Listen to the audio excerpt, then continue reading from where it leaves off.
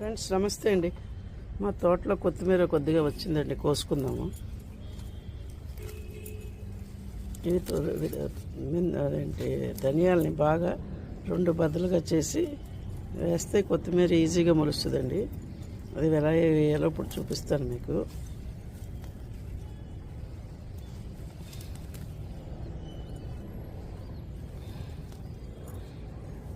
Fresh కొత్తిమీర అండి. ఇలా వర్షం వచ్చింది కాబట్టి తీసుకోవడం కూడా చాలా ఈజీ.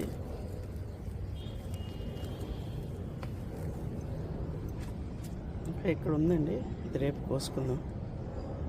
ఇవి ధనియాలండి. ఇలాగా మనము రొట్టె కర్రతో ఇలాగా 2 బద్దలు చేసుకోవాలండి, పేపర్ మీద వేసుకొని. ఇప్పుడు వర్షం వచ్చింది కాబట్టి మట్టి గుల్లగా ఉంటుంది కాబట్టి మనము ఈ కలుపు మొక్కలన్నీ పీకేసేసి ఇలా బద్దలు చేసుకుంటే ధనియాలు తొందరగా మొలుస్తాయండి.